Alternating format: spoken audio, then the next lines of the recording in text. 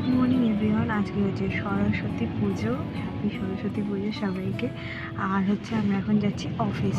আর এখানে এখন বৃষ্টি শুরু হয়েছে, আমি দেখাচ্ছি। জ্যাম, মারাত্মক জ্যাম লেগে গেছে তার মধ্যে। এই যে এখন গাড়ি চালাতে বিজি। আমি বুঝতে পারছি না কখন যাব, মানে কখন পৌঁছাবো, কারণ মারাত্মক জ্যাম লেগে গেছে। আর বৃষ্টির জন্যই গাড়ি নিয়ে আসা, আর গাড়ি নিয়ে আসা মানে এই জ্যাম। আমরা বাড়ি এসে গেছি, মানে কিছুক্ষণ আগে এসেছি। তারপরে আর কি একটু গোছালাম টোছালাম, তাই ওকে বললাম একটুখানি আমাকে একটু ভিডিও করে দে, কারণ আমি এখন বানাচ্ছি চা।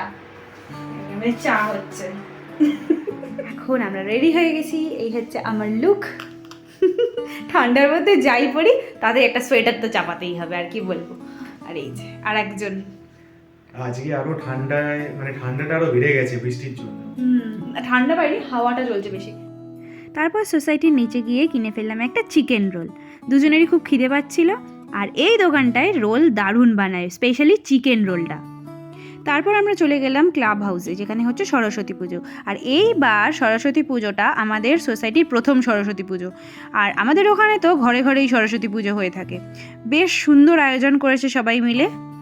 সকালে অ্যাবসেন্ট থাকলেও সন্ধ্যেবেলায় কিন্তু সন্ধে আরতিটা মিস করিনি। তারপর শুরু হয়ে গেল কুচো কাচাদের প্রোগ্রাম।